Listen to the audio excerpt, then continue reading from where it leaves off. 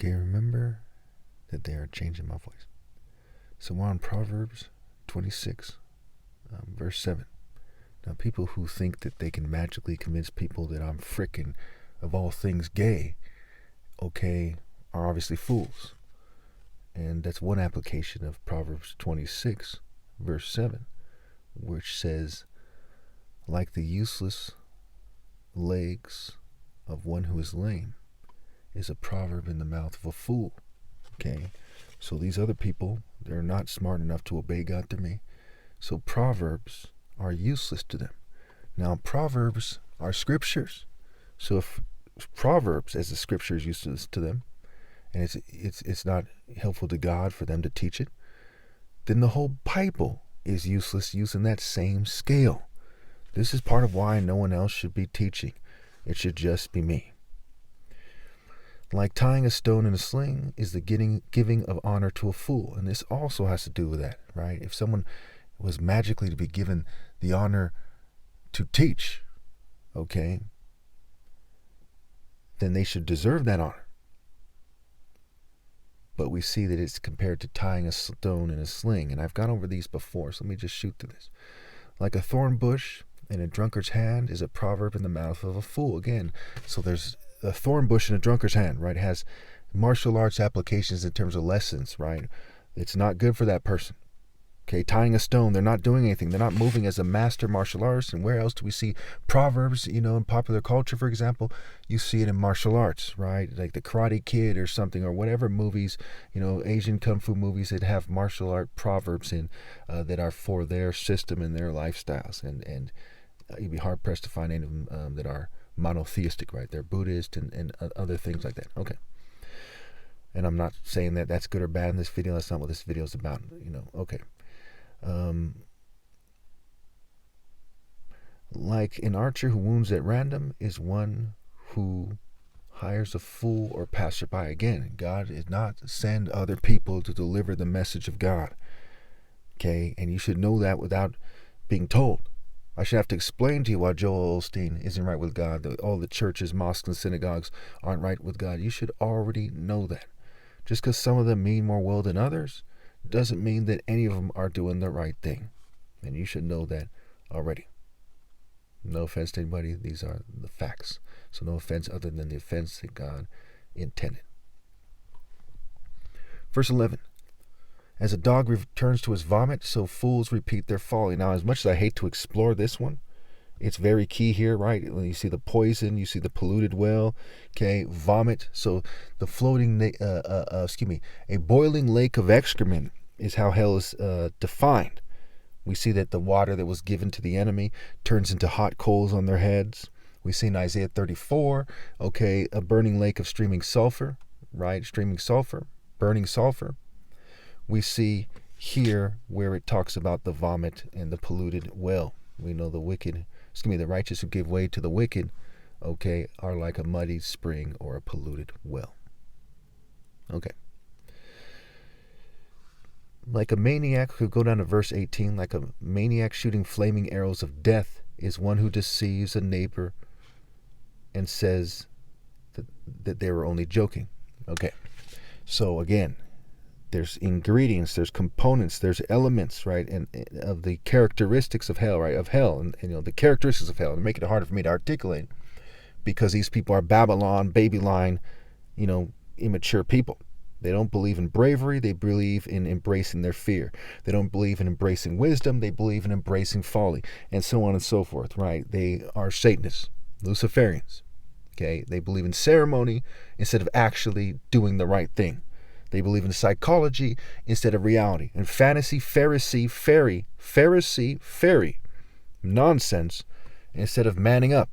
They believe in Western conceptions of masculinity, which do not include universal and true masculinity, instead of being a man. And I can go on and on about it, And they've led the whole world astray, right? Every race you can think of, every culture you can think of, except for me and mine. And I'm the only one in my culture. Okay, so there's a spectrums of how far that people failed, and that's that. Okay, so we go to verse 20. Without wood, a fire goes out. Without gossip, a quarrel dies down. So without people repeating their folly, which is the only thing that they can do after my flesh dies, because there's no walking in the way of righteousness along the path of justice, like it says in Proverbs 8:20, which is how wisdom travels in order to go through the gates, right? It calls out at the highest point at the city gates. They won't be able to do that. So they're going to hell. And it's sad that they chose to go to hell and act very immature and so on and so forth, but it's the fact. And so we see without wood, a fire goes out. Without gospel, a quarrel dies down. Okay, so the wood is the tree of knowledge. Okay, that's what it is, first and foremost. The essence of that snake, what have you. A snake is a gossiping worm trying to cheat the righteous. Okay, so it says without wood, a fire goes out. Without gossip, a quarrel dies down. As charcoal to embers and as wood to fire, so is a quarrelsome person for kindling strife. Okay, so they're thinking and talking in a way that is obviously wrong. Again, it's like, when you look at, for example, my argument about the Royal African Falcon Martial Art Order, anyone with sense knows immediately that I'm right beyond any doubt. It's like saying, it was Urkel a nerd, is Rick Moranis a nerd, right? You know immediately that I'm right. You know that some people would try to play it off and say, no, I don't think he's so nerd, and say stupid shit. But you know that I'm right already, right, immediately. And so, by pretending that I'm wrong, it's a form of gossiping by their actions and otherwise, and it's quarreling with God instead of just accepting the way, the truth, and the life. Okay. Enemies disguise themselves with their lips, but in their hearts they harbor deceit. Though their speech is charming, do not believe them, for 7 abominations fill their hearts. So now we get to this part, right? 7 abominations fill their hearts, and that goes back to the 7 seals, the 7 trumpets, the 7 bowls, the 7 churches, right? So what is everyone doing wrong? All right, they talk about the 7 deadly sins. These things are connected. It's a long story. I've gone over that in this series before, I believe. So let's just keep going. Okay. So go ahead and connect that to Revelation on your own time if you want. If you have any questions, put in the comments. I'll gladly explore it with you, but I want to limit how long this series is, and that is a long discussion right there. All right.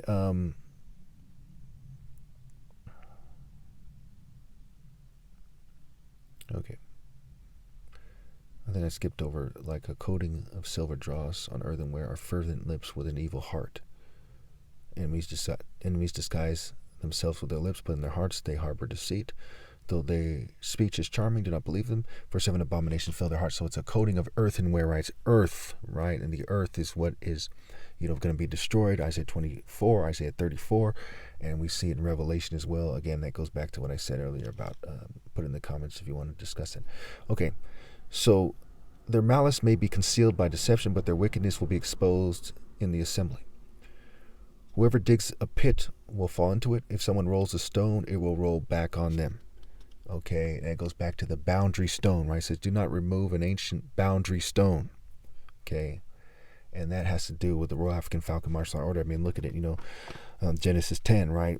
Cush was a mighty warrior before God, right? We see Amos 9:7, right? Are you not the same to me as the Cushites, O children of Israel, right?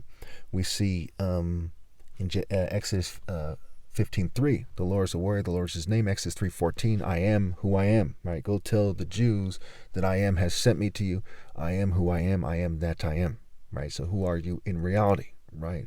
To be in reality, or to be some kind of fairy, sissy, mirror, human rules, rituals, customs, traditions, ceremonies, right? The craft, witchcraft, okay, in their fantasy fairy construct with Eros and Psyche, which are pagan satanic deities.